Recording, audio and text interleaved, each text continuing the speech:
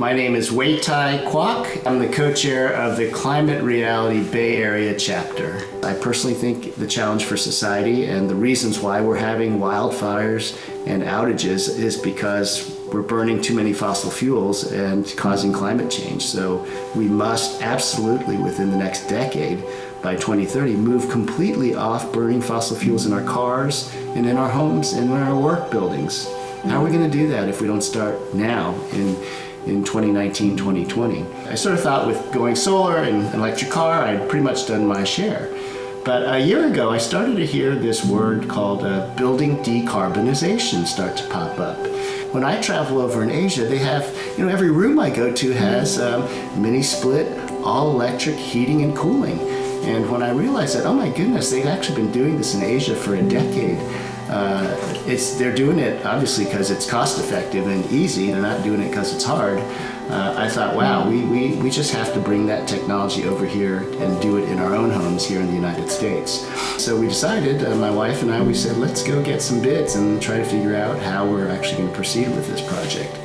And talked to a number of vendors, looked out on the web for various blogs and websites, and I ended up finding a contractor who focused on zero net energy homes and energy retrofits, not even 20 minutes from where I live here in Lafayette.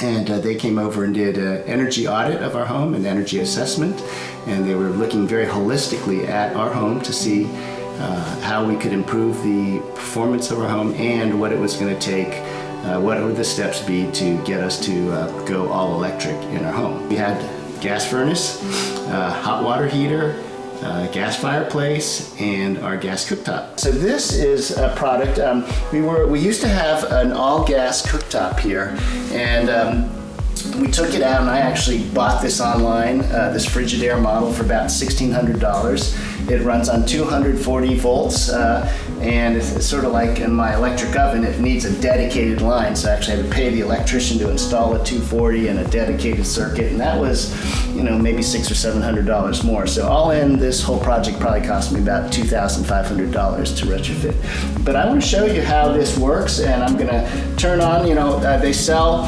mostly digital and touch adjustment, but we like this one because it had knobs, and I'm going to turn this thing on to high, and if you look closely, you can see you heard it beep a little. It's just P. B means power boost, and it's this part of the range that's actually going to be heating up now. And interestingly, if I put my hand on it, I can leave it there, and there's actually no heat coming out of it because an induction electric cooktop uses magnet technology to cook. And since my hand is not responding to the magnet, it's not going to do anything. But I'm going to take this pan, which needs to be, the pans that work are pans with magnets. This is a magnet, and you can see there how the magnet just literally sticks onto my pan. So that means that when I put this on here, I don't want to put my hand on that because that's about to get hot. And I'm going to show you over here, I've prepared some cold water, and we're going to just pour some water in here and see how it's going to get boiled, right? And so what's happening here is that the magnets are reacting with the iron in this pan and making those ferrous things rub against each other and start to the pan itself is what's being heated now. It's not in the surface that's being heated. And what we're going to see here is, let's see the steam rising already. Yeah, they say that the induction electric cooktops heat about 30 to 50% faster than a gas cooktop. And what you should also see is that there's no gas burning underneath, which would actually have emissions and pollution, carbon monoxide, formaldehyde, nitrous oxide coming out into our homes. You can see how, well, look at it, it's already boiling there. Yep. So I'm definitely not touching that. Nope. But what we can see is that if I take this off and move it to this side, if I could put my hand on this again and it's warm because it's taking the heat from the pan back into this glass cooktop, but it's not this cooktop surface that's actually heating the pan. It's the pan that's cooking the water. The pan is the thing that's actually getting hot. And so that's a lot more energy efficient. It's about 30% more efficient in transferring energy into your food cooking. This is like magic. I mean, I get that it's technology and I understand it a little bit, but it's like magic. Well, one thing that we really ended up liking is just the high responsiveness. So it's right now on high, and I'm going to turn it to, lower setting 3.5. And what you're going to see is how quickly the cooktop responded to the change in temperature. So if I'm sauteing something and I've got it really going, it's too hot, once I cut it down, it goes right away to that next setting, as opposed to some of the other cooktops that they may have a more gradual descent. But the thing that people like and we like about this is that literally when you go from low to high, you hear a little beep that tells you, okay, beep, I'm going to give you 9.0. So this is on a scale of 0 to 10. Right. And at 9, we sort of have to get used to what do the numbers mean, but 9 is almost high, full blast. Right. Wow. After you're done and you've splashed oil on the cooktop, you basically just get a sponge and wipe it down. It's so easy to clean compared to what we used to do before with all the nooks and crannies and so forth. So I think that's something that my wife and I both like about this smooth surface is the fast cleanup. I didn't turn on my hood just now. Let me turn it on a little bit. But the thing about hoods is that when you have a natural gas cooktop, you need to vent out all the combusted carbon monoxide and formaldehyde and nitrous oxide that's all coming up around the pan, because we don't want that in the house. And one thing I learned about as I learned more about induction cooktops is that indoor air for 60% of California households who cook just even one time a week on their gas stove, for 60% of those Californians, the air quality inside their home would actually be illegal by EPA standards. Now, EPA does not regulate air quality inside the home. They only regulate it outside. But if they would regulate it inside, we would actually be failing on internal air quality. And so not having to burn a fossil fuel inside the house, I think, is something that I learned from this process that I had not known before. A lot of people I've talked to about going electric with their cooktops, they're saying, I'm never going to leave gas. But many professional chefs, Wolfgang Puck and so forth, they are using induction cooktops for the reasons I mentioned in terms of speed, responsiveness, less pollution, less heat in the kitchen. In Europe, this is very common to have induction. So I think us as Americans, it's something a bit new, but I think we're going to hopefully see more and more of them, especially hopefully in new construction. Well, Kevin, I wanted to take you over to the master bedroom to show you how our new all-electric heat pump HVAC system works now that it's been installed. And this is called a ductless mini-split system. And it basically is that white wall unit that you see over there. And I actually have 8 of them installed in my house so that we have basically 8 zones. And that allows us to actually do heating and cooling all with this one device, which was something sort of new to me. This device is actually works by remote control. Right now it's set for 74 degrees of heating. I can push the button to increase it to 84 degrees if I wanted. And that might be a little warm here, but I could feel like all this nice warm air coming out here. And what's happening here with this heat pump technology is that it's connected to an outdoor unit that is actually got the heat pump in it outside. And what it's doing outside is looking for free heat from the outside environment, and it's bringing that heat in to the inside unit here. And then this is blowing that heat into the room itself. So this is like called an air handler. It handles the air. It actually takes air through its filter there and then goes through some steel fins that are either really hot, to create heat, or really cold if it's acting as an air conditioner, and it comes blowing out through here, either hot or cold. But it doesn't go through any ducted system in my attic. And that's actually a pretty important to understand from an air quality point of view, that the air quality in our attics are typically not good. They have fiberglass, dust up there. You don't want that glass fiber in what you're breathing.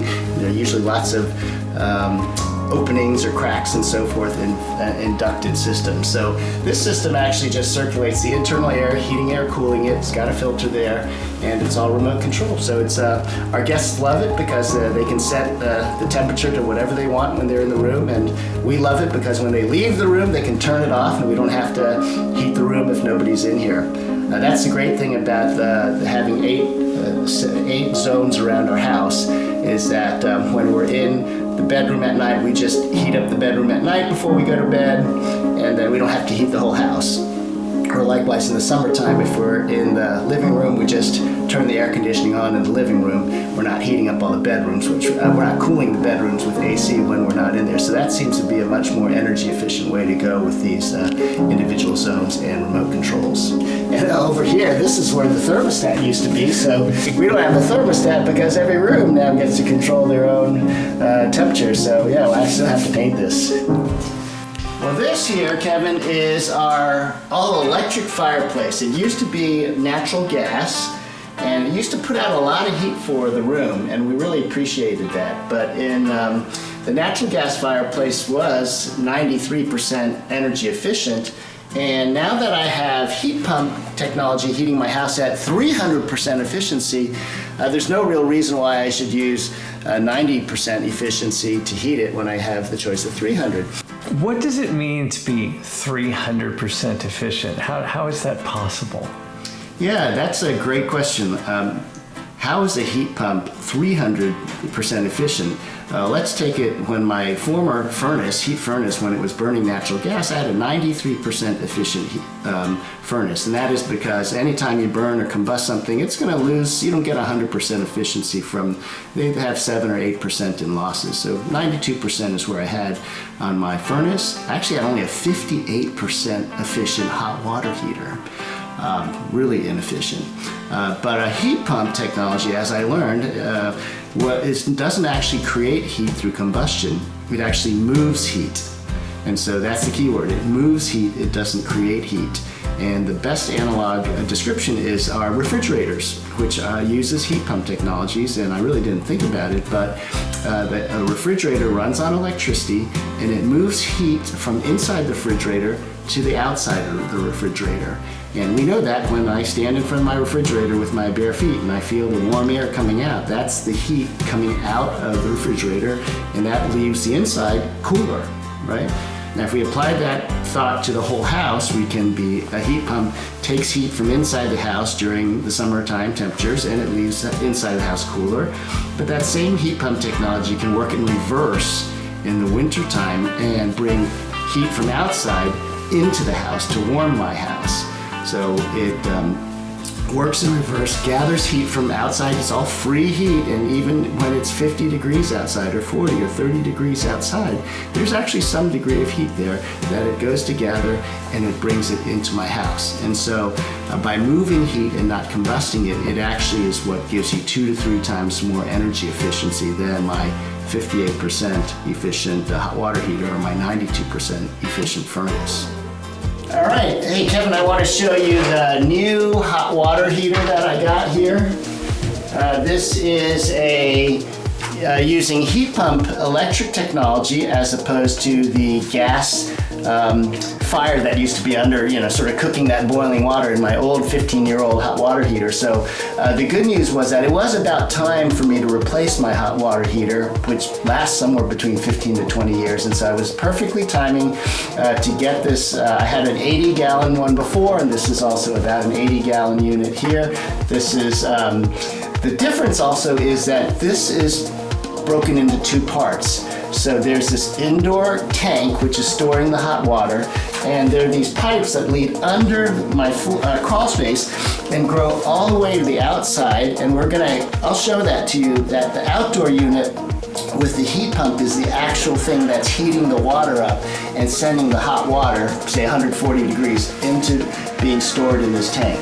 And so that heat pump is looking for free heat outside. It's like a 300% efficient, 300% efficient. My old hot water was 58% efficient. So this thing is like 6 times more efficient than what I used to have before. These units that you see here, on the left we see the Sandin hot water unit, and on the right you see the Fujitsu, which is for my heating and cooling. They both are heat pumps using pretty much the similar technologies to, they're called air source heat pumps. So they're looking for heat in the air. This air source heat pumps are really come to be a very good consumer price point. I wanted to talk to you a little bit about my solar system, Kevin, because in 2012 I installed 14 solar panels on my roof, which generate about 5,500 kilowatt hours of electricity. That was about 80% of what we actually used. So if my bill used to be $100, then that system chopped away 80% of it, and I used to spend $20 on my system. And I've had that system running very well for the last 8 years. It turns out now that I've gotten not just one, but 2 electric cars, and now that I've gotten rid of natural gas from my home and I'm using all electric appliances, my load and my needs have grown. And so I'm going to need to add more solar panels onto my roof. Probably I'll try to add 8 more panels in the coming couple months, so that I could probably more fully see if I can get to net zero and run my entire house and say I have a solar powered home, that every appliance is powered by my own solar panels, and my cars are solar powered cars. That 8 years ago I would have never guessed that we could walk away fully from using fossil fuels on a personal basis.